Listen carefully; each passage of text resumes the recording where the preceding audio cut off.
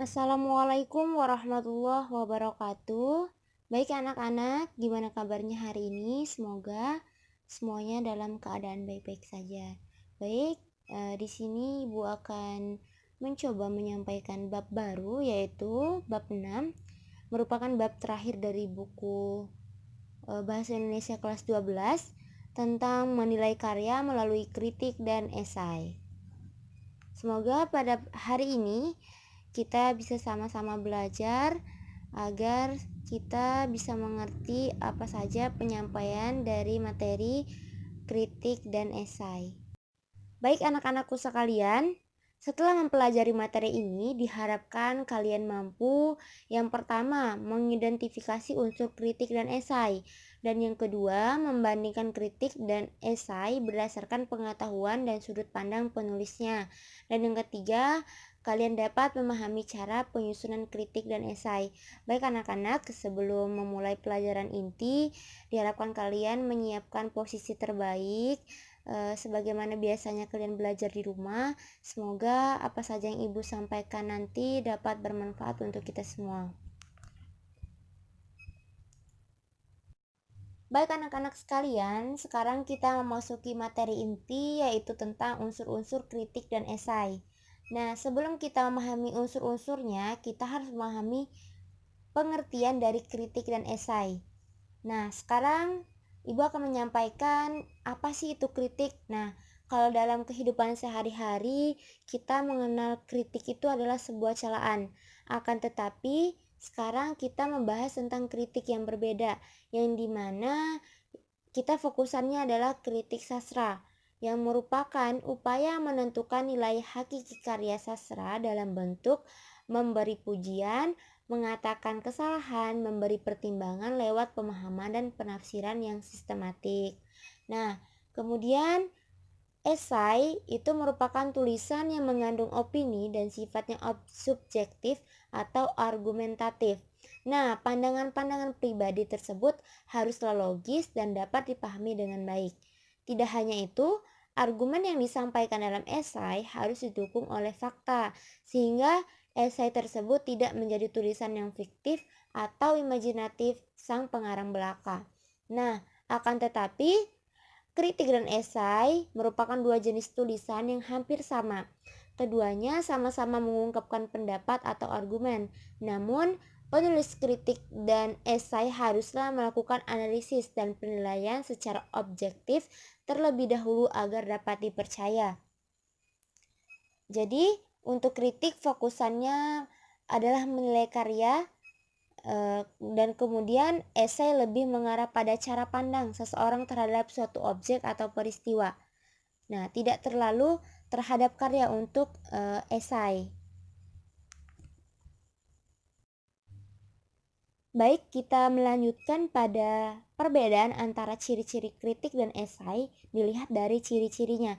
Sekarang kita akan membahas ciri-ciri kritik sastra terlebih dahulu, yaitu yang pertama, memberikan tanggapan terhadap hasil karya. Kemudian, yang kedua, memberikan pertimbangan baik dan buruk atau kelebihan dan kekurangan dari sebuah karya sastra tersebut. Dan yang ketiga, memberikan alternatif perbaikan atau penyempurnaan dari karya yang kita kritik. Dan yang keempat, memaparkan kesan pribadi kritikus terhadap sebuah karya sastra. Yang kelima, pertimbangan bersifat objektif. Yang keenam, tidak berprasangka. Dan yang terakhir adalah tidak berpengaruh siapapun penulisnya. Baik, pada ciri-ciri esai yaitu yang pertama, esai itu berbentuk prosa. Kemudian penyampaiannya singkat, artinya dapat dibaca dalam waktu 2 jam. Yang ketiga, memenuhi keutuhan kepenulisan. Yang keempat, selalu tidak utuh. Yang kelima, memiliki gaya pembeda. Yang keenam, mempunyai nada pribadi atau bersifat personal. Baik anak-anak, tadi kita telah membahas esai dan kritik dari segi pengertian dan ciri-cirinya. Sekarang Ibu akan menyimpulkan kritik sastra itu dan esai. Nah, kritik sastra merupakan analisis terhadap suatu karya sastra untuk mengamati atau menilai baik buruknya suatu karya secara objektif. Kemudian esai merupakan karangan singkat yang membahas suatu masalah dari sudut pandang pribadi penulisnya. Kemudian, masalah yang dibahas dalam esai merupakan masalah yang aktual atau yang sedang hangat-hangatnya dibicarakan atau yang terjadi saat sekarang dari berbagai bidang seperti kesusastraan, kebudayaan, iptek, atau politik. Nah, untuk menulis kritik dan esai perlu diketahui unsur-unsur dalam kritik dan esai yang akan Ibu sampaikan pada slide selanjutnya. Sekarang kita memasuki unsur-unsur kritik dan esai. Nah, unsur-unsur kritik dan esai ada 3. Unsur-unsur kritik dan esai memiliki unsur yang sama, yaitu yang pertama, pendahuluan. Nah, pendahuluan ini berisi latar belakang atau perkenalan terhadap masalah yang akan dibahas. Nah, pendahuluan juga berfungsi untuk memberi gambaran tentang isi esai kepada pembaca. Bagian ini akan menentukan apakah pembaca akan tertarik untuk meneruskan bacaan tersebut hingga selesai. Jadi perlunya pendahuluan atau latar belakang yang pasti terkait kritik dan esai yang kita lihat dari suatu karya atau fenomena yang sedang terjadi. Kemudian yang kedua yaitu isi atau gagasan atau pembahasan yang dibahas harus berisi gagasan dan opini penulis yang disertai argumentasi yang kuat dan ditambah dengan fakta, wawasan, dan kreativitas berpikir. Yang terakhir adalah penutup. Nah, penutup ini disajikan dalam satu paragraf simpulan yang dimaksudkan untuk mengakhiri pembahasan topik. Nah, paragraf ini biasanya berisi rangkuman dari pokok pikiran yang telah disampaikan oleh penulis, baik dari kritik atau esainya itu sendiri. Terkait dari unsur-unsur yang telah kita bahas, dari pengertian, ciri-ciri, kemudian unsur yang kesamaan yang ada 3, yaitu ada pendahuluan, isi atau gagasan, kemudian yang terakhir penutup. Nah, sekarang bagaimana kita membandingkan kritik dan esai dari segi pengetahuan dan sudut pandang penulis. Sekarang kita akan bahas lebih lanjut pada slide berikutnya. Pada perbandingan kritik dan esai berdasarkan pengetahuan yang disajikan, Ibu telah tampilkan pada bentuk tabel perbedaan antara kritik dan esai dari segi pengetahuan. Nah, yang pertama untuk kritik, objek kajian adalah karya, misalnya seni musik, sastra, tari, drama, film, pahat, dan lukis. Dan untuk esai, objek kajian dapat berupa karya atau fenomena yang sedang terjadi saat sekarang. Yang kedua, untuk kritik, ada deskripsi karya. Bila karya terwujud buku, maka deskripsinya berupa sinopsis atau novel. Dan untuk esai, tidak ada ringkasan atau sinopsis karyanya. Dan untuk yang ketiga, dari kritik menyajikan data objektif. Dan untuk esai tidak selalu membutuhkan data, karena merupakan penilaian atau pendapat dari penulis itu sendiri.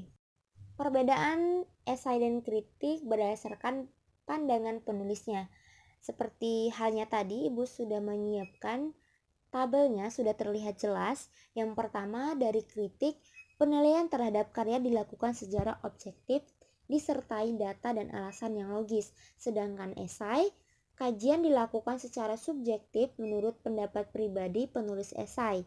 Kemudian, yang kedua, untuk kritik, dalam memberikan penilaian seringkali menggunakan kajian teori yang sudah mapan, sedangkan esai jarang atau hampir tidak pernah mencantumkan kajian teori.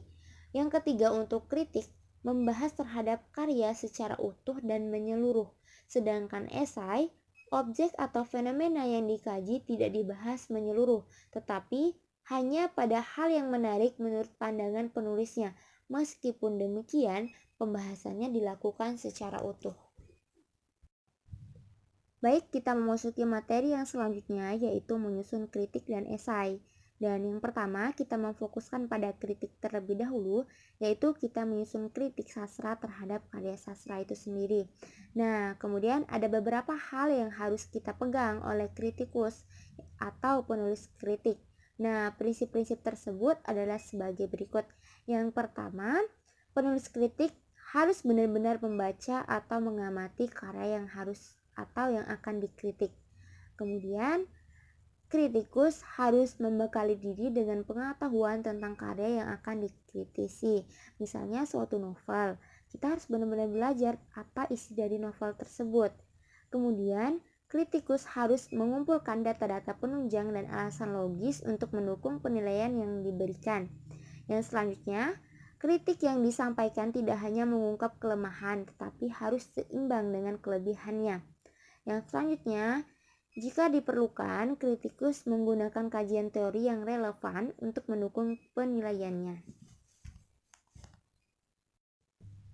Jikalau tadi kita telah mempelajari bagaimana cara menyusun kritik, sekarang kita mengarah pada materi selanjutnya, yaitu bagaimana kita menyusun pernyataan esai terhadap objek atau peristiwa.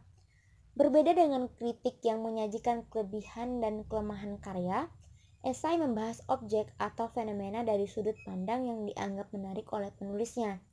Hal yang dibahas kadang-kadang bukan merupakan hal yang penting bagi orang lain, tetapi kejelian penulis dalam memilih aspek yang sering diabaikan oleh orang lain, serta kemampuannya menyajikan dalam bahasa yang mengalir, lancar membuat esai menjadi menarik. Yaitu pemilihan bahasa-bahasanya yang sangat jeli oleh penulis esai sehingga pembaca sangat tertarik untuk membaca apa yang ditulis oleh pengarangnya. Baik, sebelum Ibu akhiri, jika ada yang ingin bertanya, silakan bertanya ya di Classroom atau di grup WA yang telah kami sediakan. Nah, untuk selanjutnya Ibu akan menyampaikan tugas kalian pada tugas pertama dari bab kritik dan esai, yaitu berdasarkan perbandingan antara esai dan kritik yang telah kita pelajari, tentukanlah mana yang merupakan teks kritik dan esai di antara teks yang berjudul Ger dan yang selanjutnya itu dengan judul Menimbang Ayat-ayat Cinta. Nah, buatlah perbandingan dengan menggunakan tabel seperti pada halaman 189 pada buku Bahasa Indonesia kelas 12. Selamat mengerjakan. Selamat belajar untuk anak-anak sekalian. Jangan lupa bersyukur, tetap semangat walau dalam keadaan pandemi saat sekarang. Mungkin itu saja yang Ibu bisa sampaikan. Sampai bertemu pada pertemuan selanjutnya. Wassalamualaikum warahmatullahi wabarakatuh.